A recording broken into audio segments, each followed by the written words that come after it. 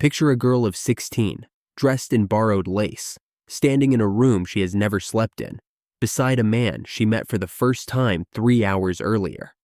The door is not locked. In some villages, it does not even close all the way. Outside, half the town is listening. This was not a nightmare. This was, for most of human history, simply what a wedding night was. We like to imagine the past as more romantic than the present. Candlelight, devotion, a couple finally alone after months of courtship. But peel back the soft focus fantasy, and you find something far stranger. A night that was rarely private, rarely peaceful, and almost never about the couple at all. It belonged to the family. It belonged to the village. It belonged to God, to property law, to the harvest, to the bloodline. The two people at the center of it were often the last ones whose feelings mattered. To understand why, you have to understand what marriage actually was before the modern idea of romantic love reshaped it. For most of recorded history, across almost every culture on Earth, marriage was an economic and political contract. Historian Stephanie Kuntz, who spent decades studying the evolution of marriage, has documented that the notion of marrying for love was considered, for most of human history, a strange and even dangerous idea. Love was seen as something that might grow later, if you were lucky. What mattered on the wedding night was something else entirely: proof. In medieval Europe, this proof was not metaphorical. It was physical, public, and immediate. Among European nobility, a custom known as the bedding ceremony required witnesses, sometimes a dozen or more, to formally escort the bride and groom to their marriage bed. Family members, clergy, and household staff would gather in the bedroom, sometimes offering blessings, sometimes cracking bawdy jokes to ease the tension, and then wait outside the door, or, in extreme cases, remain in the room until the marriage was formally consummated. The logic was brutally practical. In a world without birth certificates or DNA tests, a marriage that was never consummated could later be annulled. An inheritance could be challenged. A throne could be contested. So the wedding night was not a private moment of intimacy. It was a legal event that required corroboration. Now imagine being the couple inside that room. No amount of affection could erase the fact that people were listening through the wood. But the pressure did not begin at the bedroom door. It began years earlier in how the couple was raised to think about their own bodies. In many traditional societies, young women were taught almost nothing about sex before marriage, sometimes deliberately, on the belief that ignorance preserved innocence. Historical letters and diaries recovered from 18th and 19th century Europe reveal brides writing to their mothers the night before their wedding, begging for basic information about what to expect, and receiving only vague warnings to endure or be obedient.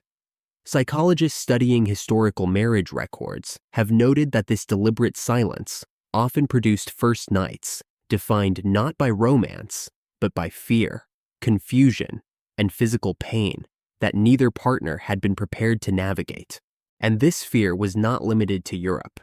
In many cultures across Asia, the Middle East, and North Africa, similar anxieties took different but equally intense forms.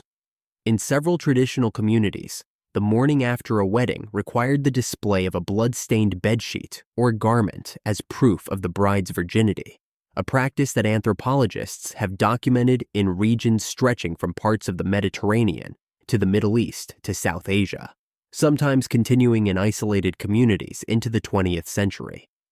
Failure to produce this proof could result in the marriage being annulled on the spot, the bride being sent back to her family in disgrace, or, in the most extreme historical cases, violent punishment. Sociologists who study these traditions point out an uncomfortable truth. The custom placed the entire burden of proof and the entire risk onto the body of the woman, regardless of the biological reality that the presence or absence of blood is not a reliable indicator of virginity at all. Generations of brides lived under the shadow of a myth that medicine had already disproven.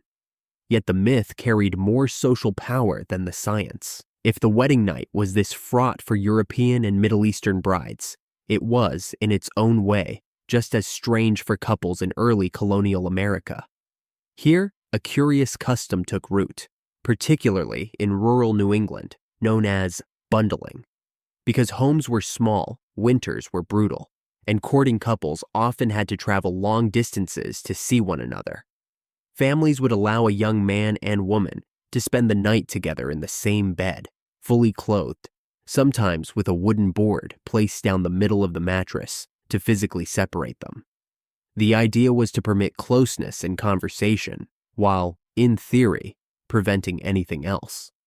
Whether the board actually stopped anything is a question historians still debate, and church records from the era occasionally reveal that it did not always work as intended. But what bundling reveals is something important. Even a culture as religiously strict as Puritan New England understood that young couples needed some space to build intimacy before marriage, even if that space came with a plank of wood between them. Contrast that with arranged marriages in much of the world, where many couples did not meet until the wedding ceremony itself. In parts of India, China, and the Middle East, brides and grooms were sometimes strangers standing beside each other for the first time as vows were exchanged. The wedding night, then, was not a romantic culmination of a relationship. It was the very beginning of one between two people who might not have exchanged a single private word before that evening.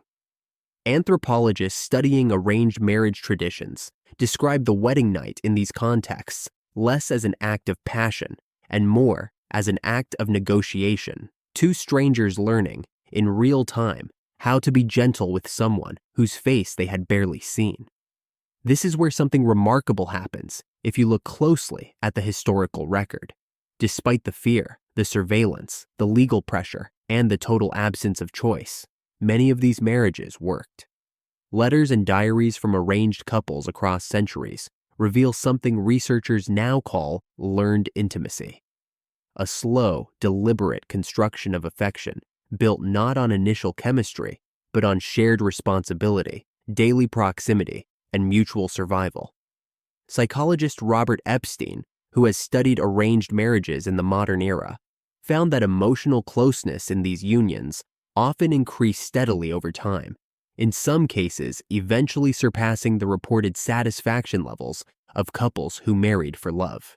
The wedding night, terrifying as it may have been, was simply the first data point in a much longer relationship, not the defining one. Still, for the individuals living through it, the emotional weight of that first night could be enormous. In rural villages across Europe, a custom known as the charivari, or in English-speaking regions, the chivaree, turned the wedding night into a kind of public spectacle. Neighbors would gather outside the newlyweds' window, banging pots, pans, and cowbells, shouting, laughing, sometimes late into the night, in a chaotic blend of celebration and mockery. The noise was meant to acknowledge the marriage publicly, to tease the couple, and in some interpretations, to symbolically drive away evil spirits that might threaten the union. For the couple inside, trying to navigate an already nerve-wracking night, it meant doing so to the sound of a village banging metal outside their window. Why would entire communities insert themselves so aggressively into what we now consider the most private moment two people can share? The answer lies in something anthropologists call social marriage. The idea that in small, interdependent communities, a marriage was never just a bond between two people. It was a redistribution of labor, land, and loyalty that affected everyone around them. A poorly matched or unconsummated marriage threatened the stability of the entire village, its inheritance lines, its future workforce, its alliances between families. Privacy, as we understand it today, a modern luxury built on space, wealth, and individualism, simply did not exist in the same form. The wedding night was not hidden from the community because the community considered itself entitled to know the marriage had truly begun. This obsession with proof and public validation slowly began to erode with a series of shifts that most people never connect to bedroom customs at all. Urbanization, the rise of private housing, the spread of literacy, and eventually the Industrial Revolution. As families moved into cities and living spaces became more private, and as individual wages meant young people could support themselves without depending entirely on extended family networks, marriage slowly began transforming from a community contract into a personal choice. Stephanie Kuntz has traced how, by the late 19th and early 20th centuries, particularly in Western nations, the concept of marrying for love began to take hold as a cultural expectation for the first time in history. Not because people suddenly started falling in love, but because they finally had the economic and physical space to prioritize it. And with that shift came something entirely new: the honeymoon. The word itself first appeared in English in the 16th century, though its meaning was originally more bittersweet than romantic. Some etymologists believe it referred to the fleeting sweetness of new love, destined to wane like the moon. It was not until the Victorian era that the honeymoon evolved into what we recognize today: a private trip taken by the newlywed couple, away from family, away from village eyes, away from the noise of the chivalry. For the first time in centuries, the wedding night and the nights that followed belonged entirely to the couple. No witnesses, no bedsheets displayed the next morning, no neighbors banging on pots outside the window, just two people, finally alone.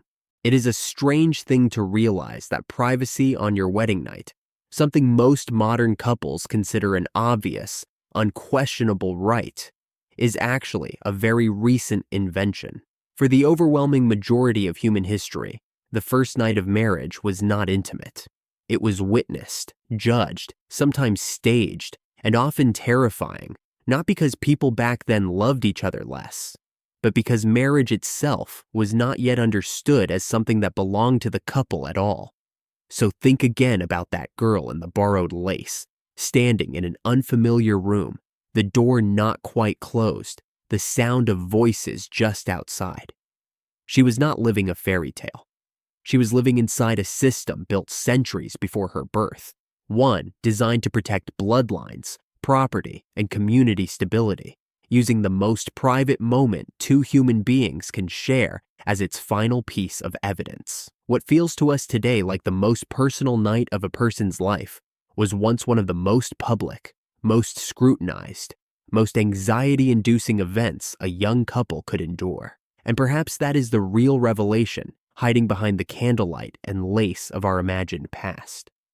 The romance we associate with wedding nights in history was rarely there at all. What was there, instead, was fear, obligation, and the eyes of an entire community waiting just outside the door. The privacy, the tenderness, the idea that this night belongs only to two people in love. That is not a tradition we inherited from history. It is one we had to fight centuries to create.